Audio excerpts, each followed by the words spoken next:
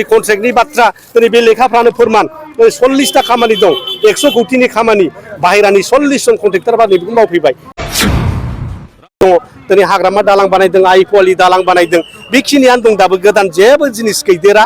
दिनैहाय बिथांमोनहा खालि मिशननि नामाव मिशन बानायबाय थादों अमा मिशन बोरमा मिशन मैखुन मिशनानो मिशन जोबनो थाङा बिथांमोना थांनाय 4 बोसोराव प्रमद बर'आ जोंनो जेबो खामानि मावना होनो हायाखिसै बे फैबाय थानाय 13 नभेम्बराव जोंना उफेरा बिसायख'थि जानो थांगासिनो दङ बेवहाय बिपिएफ दोलोनिफ्राय सासे मोजां व्यक्ति सुद्ध कुमार बसुमतारीखौ दिनै बिजाथि हिसाबै जों सायख'दों बिथांखौ देरहानांगौनि थाखाय जों रायजो राजाफोरखौ खावलायनो फैदों जे फैबाय थानाय बिटिसिआव जे इलेक्सन जानो थांगासिनो 2025आव दा बेनि सिगां दिनै उफ्रा बिसायख'थि जागोन दा बेहाय रायजोफ्रा जाहाथे जोंनि बिपिएफ दोलोराव भट होनानै देरहाहोयो आरो बिटिसिआव जे खोमसिया दा दिनै साग्लोबगासिनो दङ बेखौ जों बोरै सोरांहोफिननो हायो बेनो जोंनि मोनसे उद्देश्य थांनाय 4 बोसोराव प्रमद बर'आ जोंनो जेबो खामानि मावना होनो हायाखिसै दिनै मोनसेबो गोदान स्किम गैया लामा दालांफ्रा जा मोनफा मोननै मावदों गोदान जेबो खामानि मावनो हायाखै हाग्रामानि दिनाव बे सिडली समस्थियाव जाखिनि मावदों बेनो दङ दिनै हाग्रामा दालां बानायदों आइ कुवालि दालां बानायदों बेखिनियानो दं दाबो गोदान जेबो जिनिस गैदेरा दिनैहाय बिथांमोनहा खालि मिशननि नामाव मिशन बानायबाय थादों अमा मिशन बोरमा मिशन मैखुन मिशनानो मिशन जोबनो थाङा बिथांमोना 164टा मिशन होदोंमोन दा मोनसेबो मावजायाखै दिनै जोंनि सेंग्रा सिख्लाफोरखौ थगायबाय साख्रि होनो होन्दोंमोन 1 भट 1 जब न'खर न'खर साख्रि होनायनि बाथ्रा जेसेबां लाइमोनफोर दं मेट्रिक पासआव मेट्रिक पासनि साख्रि बिए पासआव बिए पासनि साख्रि एमए पास बा एमए पासनि साख्रि होनानै रायजो राजाफोरनो खोथा होदोंमोन सेंग्रा सिख्लाफोरनो खोथा होदोंमोन नाथाय दिनै उल्था नुनो मोनबाय बिथांमोना दिनै सेंग्रा सिख्लाफोरनो साख्रि होनो हायाखै बरंस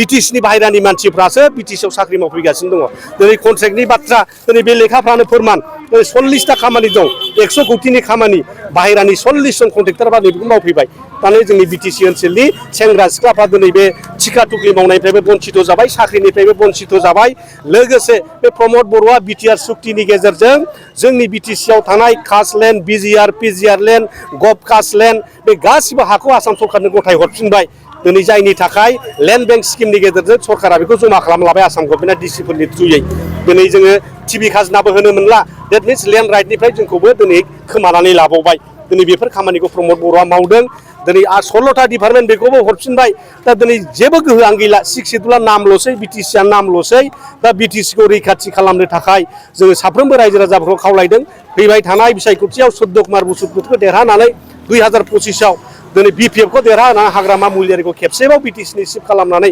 जाहाथे जों सेंग्रा सिख्लाफोरनि भबिष्यत दानो हायो हा हुखौ रैखाथि होफिननो हायो जोंनि भबिष्यतखौ जों खालामनो हायो बिटिसिखौ मोनसे सर्बांगिन उन्नयन खालामनो हायो आरो बिटिसिआव दिनै CIT जादों बड'लेण्ड इउनिभारसिटि जादों बेबादिनो जाहाथे जों आरो गोदान इनस्टिटिउसनफोर लाबोनो हायो प्रमद बर'आ खोथा होदोंमोन बिटिआर सुक्तिजों NIT जानांगौ कस फेक्टरि जानांगौ बा जानांगौ होननानै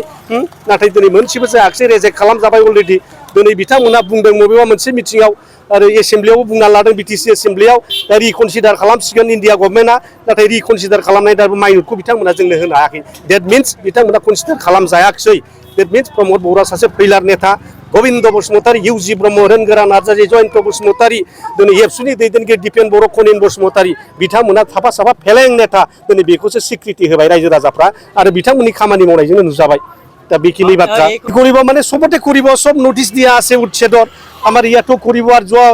2001 চনত চিৰাঙত কৰিছিল আর সবতে নোটিশ দিয়া আছে যত মানে কাছ মাটিত বহিছে সব উচ্ছেদে কৰিব ইহতে সিদ্ধান্তই আছে অলরেডি বিটিআর রেকর্ডত 7.2 যেটো লিখা আছে সেই মতে এই দিনাখন 2023 চনত এটা মিটিং হৈছিল UG ব্ৰহ্ম প্ৰমোদ বড়ো আছিল তাতে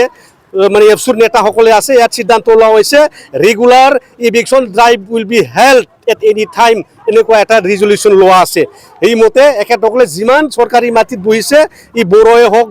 বাঙালিয়ে হোক মাইনরিটি মানুহ হোক বা কোনোবা সান্তালী মানুহ হোক যিমান জাতি জনগোষ্ঠী সবকে উচ্ছেদ কৰিব ইয়াত নতুন কথা নাই প্ৰমোদ বড়ো পইলাৰ 100% পইলা একো কাম কৰিব পৰা নাই বিটিআৰ চুক্তিত যিসকল লিখি আহিছিল ভাৰত চৰকাৰে যিবিলাক মানে কোটা দিছিল আমাক NIT দিবৰ কাৰণে চেন্ট্ৰেল ইউনিভাৰ্চিটি দিবৰ কাৰণে স্পৰ্টছ ইউনিভাৰ্চিটি দিবৰ কাৰণে কস ফেক্টৰি দিবৰ কাৰণে আজি বহুত ধৰণৰ ডাঙৰ স্কিম হোৱাৰ কোটা আছিল কিন্তু আজি গঠিকিটা আজি ৰিভিউ মিটিঙৰ দ্বাৰাই সব ৰিজেক্ট কৰিছে